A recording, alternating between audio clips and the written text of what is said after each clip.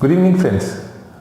मैं शाहिद फिर आपके सामने हाजिर हूँ और आज हम बहुत ही इंटरेस्टिंग चीज़ के बारे में बात करने वाले हैं, वो है साइंटिफिक टेम्पर।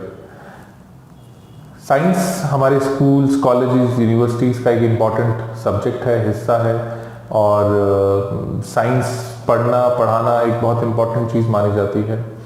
लेकिन एक हैरानी की बात है कि साइंस पढ़ते हुए भी, साइंस पढ़ाते हुए भी कई साल बीत गए, अब कई दशक, कई सेंचुरीज निकल गई, लेकिन सुपरस्टिशंस जो है, सुपरस्टिशियस बिलीफ्स हैं, जो सुपरस्टिशनिज्म है, वो बढ़ता ही जा रहा है।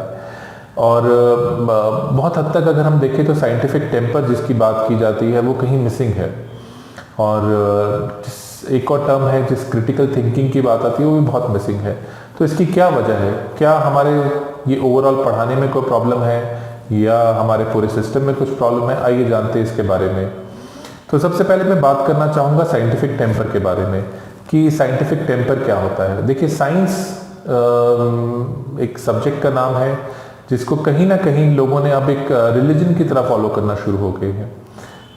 जबकि साइंटिफिक टेम्पर क्या कहता है? साइंटिफिक टेम्पर ये कहता है कि आप किसी भी चीज़ को जब मानते हैं तो पहले उसको जांचिए, फिर उसको परखिए, उसके बाद उसको मानिए, और हो सके तो फिर जांच करते रहिए, क्योंकि हो सकता है दोबारा कोई गलती निकले।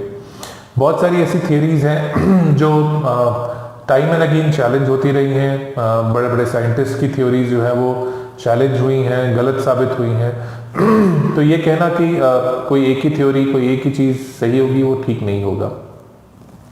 लेकिन जब हमारे बच्चे आज स्कूल्स में पढ़ रहे हैं तो आपने एक चीज़ नोटिस की होगी कि टीचर इस तरह से पढ़ाता है जैसे कि ये डन एंड डस्टेड है। एक बहुत ही इंटरेस्टिंग बात बताता हूँ। जैसे कि सूरज की जो दूरी है हमसे अर्थ की, वो एक प्रिजम्पशन से बनाई हुई दूरी है। लेकिन आजकल के बहुत सारे टीचर्स ऐसे पढ़ाते हैं कि जी ये तो बिल्कुल जान लिया गया है, जबकि पिछले अगर हम बात करें तो 200-300 सालों में इसकी दूरी जो है लगातार बढ़ती गई है। इसी तरह से बहुत सारे और टॉपिक्स हैं, जैसे बहुत सारी थियरीज हैं। जो थियरीज हैं फैक्ट्स नहीं हैं, वो सिर्फ एक प्रिजम्पशन और अजम्पशन के ऊपर है। वो प्रूवन चीज़ें नहीं है। ठीक है, कुछ लोगों ने अपने कुछ छोटे छोटे एग्जाम्पल देके प्रूव करने की कोशिश की है, लेकिन उसको आप एज इट इज़ लागू नहीं कर सकते।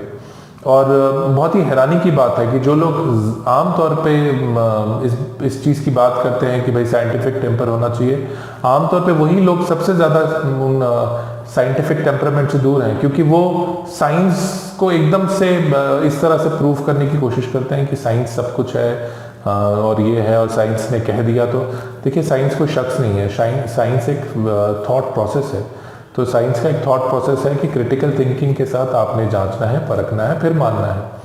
सिर्फ किसी ने कह दिया और मान लिया, ये तो रिलीजन में होता है, ये साइंस में नहीं होता है। हालांकि बहुत सारे रिलीजन भी कहते हैं कि आपको पूरी तरह तहकीक करना है, जांच करना है, रिसर्च करना है, only then you should be able to speak about that.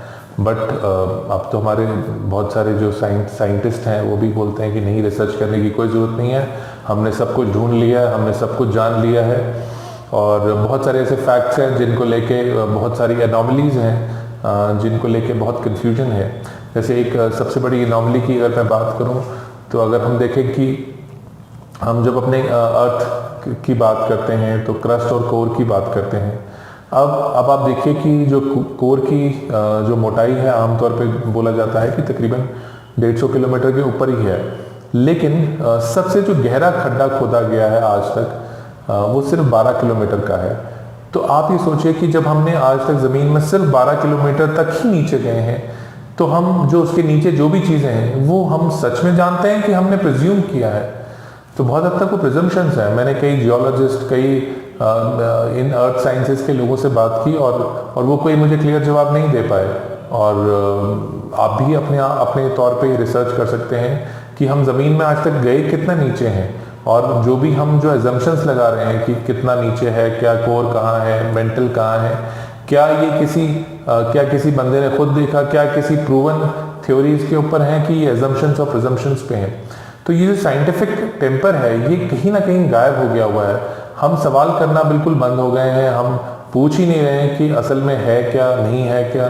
और इसी उधेड़-बुन में जो है हमारे ये सोसाइटी में प्रॉब्लम आ रही है लगातार, कि हम समझ ही नहीं पा रहे कि सच क्या है, गलत क्या है। बच्चे जब सवाल करते हैं तो पेरेंट्स उनको टाल देते हैं, टीचर से सवाल करो तो टीचर्स टाल देते हैं।